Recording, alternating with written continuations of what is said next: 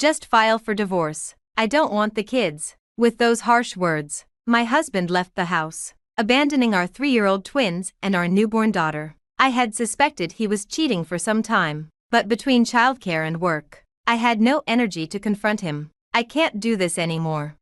Just then, one of the twins clung to me, saying, "Mommy, we love you." Their worried faces looked up at me. Despite my anger towards my husband, something snapped in me at that moment. Well, I'll just file it, I thought. I signed the divorce papers with a smirk. He doesn't realize how much I've been supporting him. Unknowingly, he had begun his descent into hell.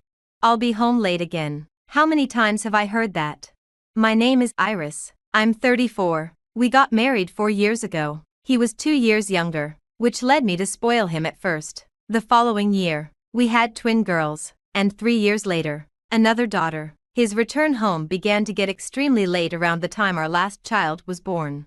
I hope the third one is a boy. I've always dreamed of playing catch with him. He was excited during the pregnancy, but his attitude soured as soon as he found out it was another girl. At the hospital, he grimaced upon seeing our newborn daughter. "She doesn't look like me. She's not cute." Intense anger welled up inside me. How can you say your own child isn't cute? Maybe he was already considering divorce by then, even after I came home from the hospital. His sulkiness continued. He barely helped with childcare. Show a little interest in the kids. If you're short on hands, hire a babysitter or something. You've got savings from your job. I worked at a top-tier company, earning significantly more than most women my age. On the other hand, my husband struggled to keep a job, often quitting before I even noticed. Perhaps he was envious that I was more successful at work. At the time, he was also doing temporary work, unsure of how long it would last. I didn't expect any financial support from him, but I wished he'd at least fulfill his role as a father. Spend some time with the kids at night, at least. What a hassle.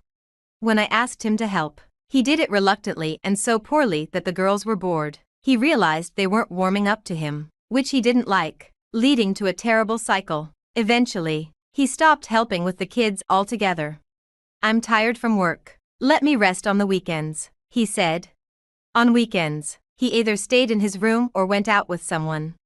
"I have to work this holiday. If you don't watch the kids, I have plans too. See you." My husband left without listening to me. I couldn't leave the children alone, so I often had to find a babysitter at the last minute. If this continued, it would surely destroy our marriage and harm our children. Thinking this, I decided to talk to my in-laws the next day.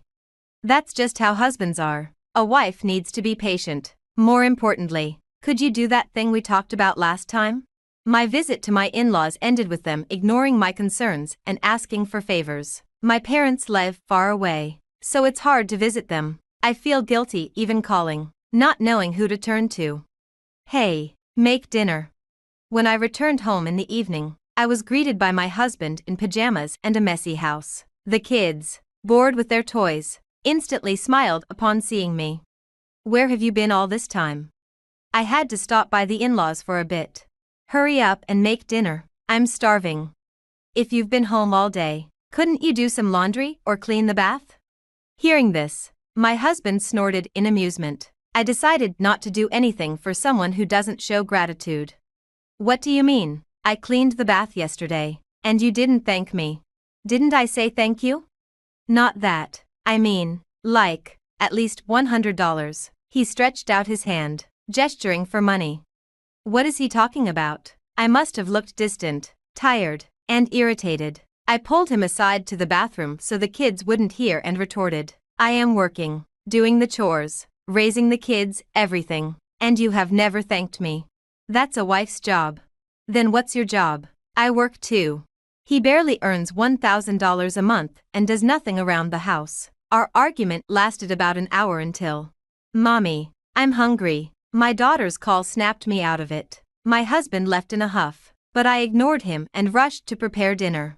During these tense days, I discovered something: my husband is cheating. I confided in a college colleague who had divorced due to her husband's affairs, and she advised me to gather evidence immediately. To tell the truth, I had noticed my husband's affair some time ago, just before our youngest was born. I noticed a sweet fragrance on him, like perfume. When I casually asked him about it just after he got home, he broke into a sweat and started stuttering. In addition to that, he was coming home very late, talking less and less, and his attitude towards the children was changing. There were many signs, including the disappearance of intimacy, but what really convinced me was a certain event.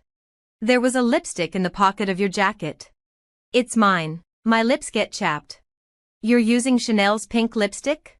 Maybe it's my mom's. His evasive answer sounded like a lie. Then, as he hurriedly said, I need a bath, and stripped off his dress shirt on the way to the bathroom, I saw it. What is that? I sighed. It was clearly a hickey in a place usually covered by clothes. I was about to confront him but immediately thought better of it and decided to gather evidence first. Take your time warming up, I smiled sweetly, pretending I hadn't seen anything. The next day, I came home late from overtime. My daughters were already asleep, and the room was wrecked in silence. We need to talk. Only the dining room light was on, and there he stood, holding a piece of paper.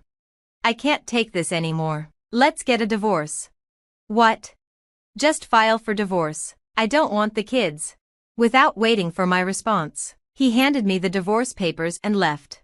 Mommy. The sound of the door closing woke up the twins, who looked at me worriedly. It's okay. Sorry for waking you. Though I told my daughters it was okay, it clearly wasn't. He's reached his limit? That's my line. And what does he mean he doesn't want the kids? Mixed emotions swirled in my head, and I hadn't even noticed the tears streaming down my face. Mommy, we love you. Sensing something, the girls hugged me tightly. At that moment, I came to my senses. I can't go on like this. I can't worry these little girls. I realized that as long as I have my children, I'm happy, and this is what I should have done from the start. Well, I'll just file it. When I said this with a determined look on my face, my daughters smiled, and we all slept soundly that night. The next day, I filed the divorce papers first thing in the morning and called a certain person. Yes, please go ahead with it. It's my husband who will have trouble. The person on the phone listened to my story and took action. This was something I had considered before. If my husband betrayed me, I would end everything we had been doing. If that ruins his life, it's none of my business. 3 days later. Iris, where have you been? Waiting for me as I returned from work were my in-laws and my husband. My mother-in-law was furious, my father-in-law pale, and my husband seemed clueless, dragged along without understanding the situation. Have you been waiting at the front door all this time? That's kind of creepy. This is no time for that. What is this? My mother-in-law thrust a letter at me. It's a notice from a lawyer. I can see that much. Her face was tomato red as she raised her voice. I need to pick up my daughters, so excuse me. Ignoring them, I went inside, but my furious in-laws followed me into the living room, insisting on a discussion. Why would you suddenly send this? I don't understand. You would understand if you read the letter, wouldn't you? Using a lawyer, how cowardly. Despite being in the wrong, my MIL's outrage was something else, mixed with irritation and confusion. I was constantly thinking about how to convey my feelings. Then my husband, who seemed to understand nothing, finally spoke up. Are you upset because I divorced you? Filing some kind of complaint? My in-laws looked at him, dumbfounded. Of course, he had no idea what I had done for them all this time. Hey, I didn't hear about any divorce. Is that why this is happening? Such a useless son. What are you two so anxious for? You've ruined everything. Wait, what are we even talking about? As the conversation between them went nowhere, I watched coldly as my MIL slammed the table. Why did you divorce Iris? Well, my husband clammed up when things got uncomfortable. Since the conversation wasn't going anywhere, I decided to answer for him. He completely failed to fulfill his duties as a husband and father. There you go again. I told you that's just how men are, right? So you would forgive your husband if he had an affair? What? My MIL froze, clearly not expecting to hear that her son had been unfaithful. My husband tried to interject, but a sharp glare from me shut him up. Then, oddly, my FIL started defending his son. A man's affair is just a fling. It's not a problem. This is pointless. Please leave. All further communication will need to go through my lawyer. So what are you talking to a lawyer for now? You're agreeing to the divorce, right? My husband was confused, clueless about what was going on. Agreeing? I filed for divorce straight away. Then what is all this about? While arguing with my husband, my MIL suddenly started crying loudly. Paying $56,000 in one lump sum is impossible. What large sum? What are you talking about? Who's paying whom? Finally, the moment had come, time for my husband to regret. I proudly revealed what I had kept hidden until now. It was right after we got married 4 years ago. I was called to my in-laws' house alone, where my MIL said she had a serious matter to discuss. Nervous just because she was his mother, I was prepared to help however I could, but the words that came out of her mouth were shocking. "I need $60,000, she said out of the blue, leaving me utterly confused. As I hesitated, she bluntly asked about my salary. Unable to withstand her pressure, I admitted it was over $100,000, and her eyes lit up. Apparently, my FIL had gotten into horse racing, losing big amounts without ever winning, and had even accumulated debt. Desperate for $60,000 to cover his debts, she pleaded with me, and I couldn't say no, repeatedly insisting she would pay me back. 4 years passed, and all I got back was just $4,000. There were times when she repaid some only to borrow again. If I don't do something, I will never be able to collect the full amount. So I hired a lawyer and filed a lump sum claim for the remaining $56,000 in full. My husband's jaw dropped when he heard this, and I almost laughed. But we said we'd pay back little by little. Why suddenly in full? We're no longer family, so I thought I shouldn't hold back. Then my MIL, with a screech like a monkey, turned her fury towards my husband. "It's your fault for cheating, so you should be the one to pay it back." Huh? Why should I? We're not working anymore, and our pension won't cover it. If you want me to live in your parents' house, you'll do what I say. There was no way he could pay back $56,000 in one lump sum, especially since he was unemployed again at the time. "I'll live at Kate's place, so I won't pay. That's the name of your affair partner." As I grew increasingly absurd listening to this family quarrel, I decided it was time to deliver the final blow. "Don't think it ends with $56,000. I'm demanding $20,000 each from you and your affair partner as compensation, plus child support, of course." "What? It's only fair, leaving your children to play around?" Where's the proof I cheated? Had he forgotten so quickly about loudly declaring he'd live with Kate? Sighing, I handed him a pile of photos I had prepared for this moment. Looking at these made me sick. The photos were from his social media, showing him kissing and embracing his affair partner. Definitely a no-no, as confirmed by my lawyer. "Why do you have these?" A quick online search brought up your social media. "It's amazing you thought it wouldn't be found." My naive husband had kept posting cheerful photos in a public setting. He probably continued to use social networking sites without knowing how horrible they were. I was surprised that he was doing this, being mechanically inept, but it made it easy for me to gather evidence of his cheating. Even my in-laws were dumbfounded, gaping at him. "Please leave now. It's time to go to daycare. At least don't demand compensation from Kate. What if she runs away?"